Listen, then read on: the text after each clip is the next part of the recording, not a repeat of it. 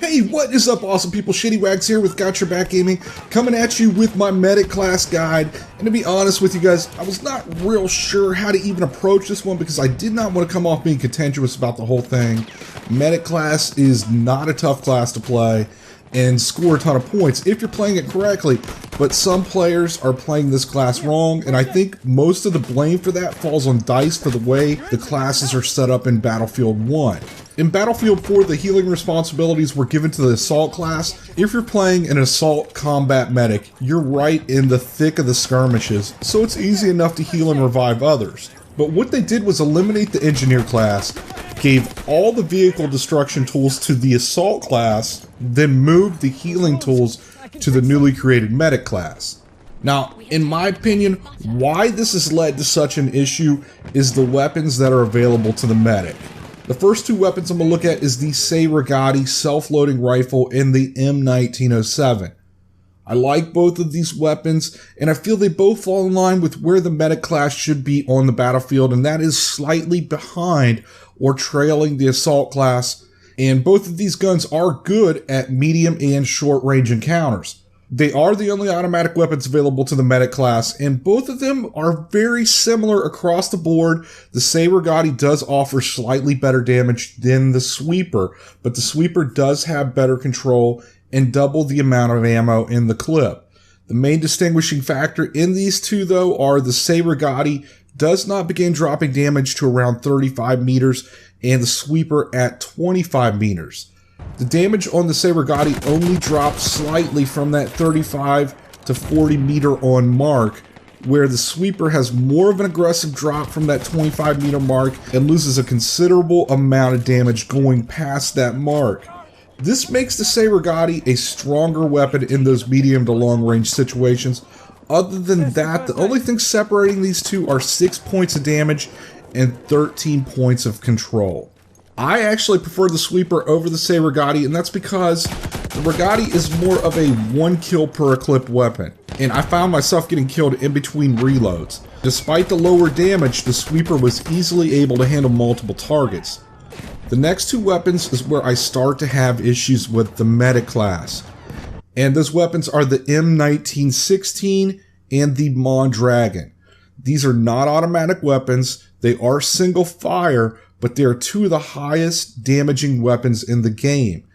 If you look at the damage drop, these guns only have a slight drop in damage from 35 meters out. I don't have an issue with the base models of these weapons. The Mondragon, it's the Storm, and on the 1916, it's the factory version. I feel those still fall in line with where a medic class should be. Again, that's slightly behind or trailing the Assault class. These rifles are better suited for medium range combat, and in close quarters, they are outmatched by any other automatic weapon. Now, where I have a huge problem is that these are two of the most exploited guns in the game. What I've ran into is people playing the medic class that are running around with modded controllers, wielding these two weapons like shotguns, firing faster than an automatico. And these two rifles have such high damage, there's really no counter to this. I'm really disappointed with DICE because they could have easily capped the fire rates on these guns, and that would have solved the whole issue with modded controllers.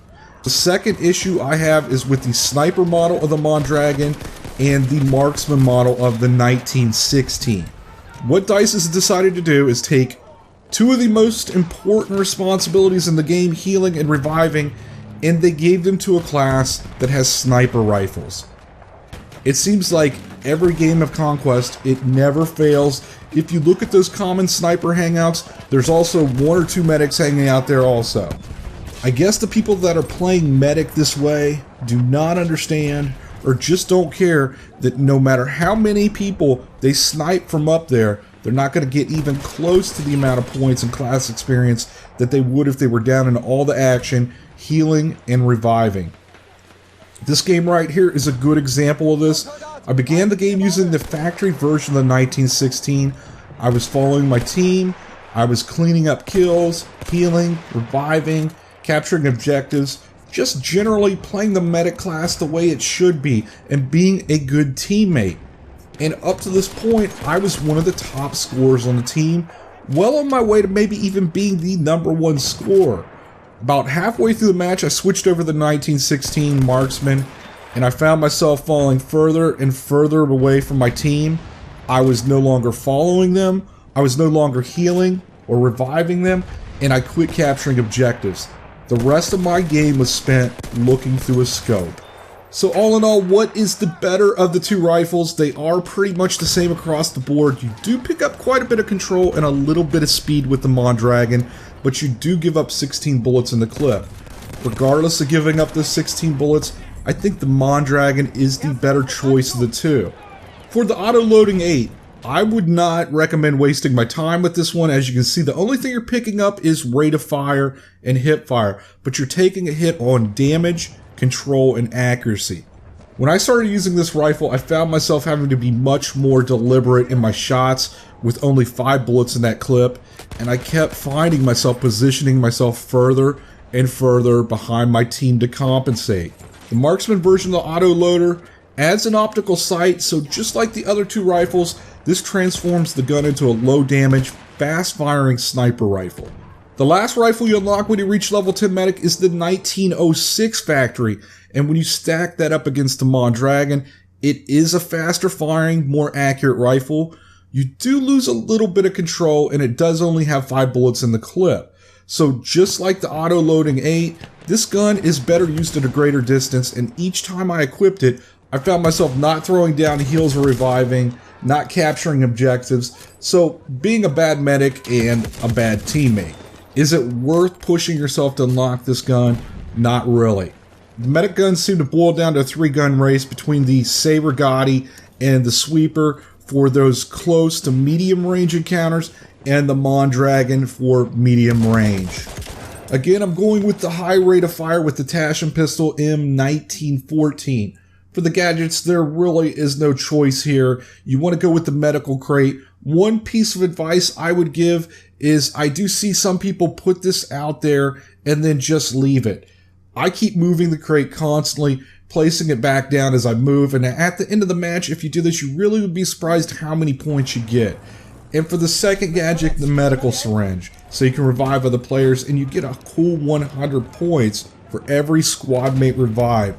So definitely sell out to revive those squad mates. The syringe can also be used as a melee weapon. It does take 3 hits to kill another player if they are at full health, so it's not as much efficient as it is humiliating. Sometimes you will be in the process of reviving someone and a player will charge in at you.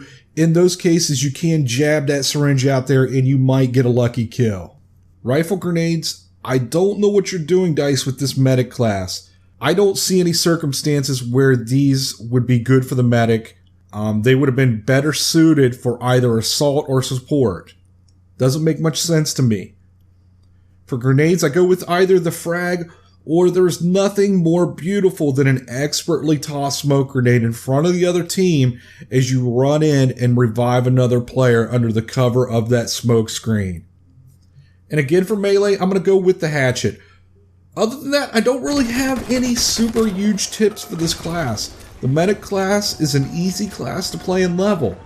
I played it the way a combat medic should be played, sticking with my squad, just slightly behind them, healing, reviving, and capturing objectives. I think DICE has somewhat botched this class, and that compounded with some other issues has led to some bigger problems in Battlefield 1, which I'll talk about in an upcoming video, so please keep an eye out for that. I hope you found this information useful. Thanks for watching, and I'll talk to you later. Take the medical patch.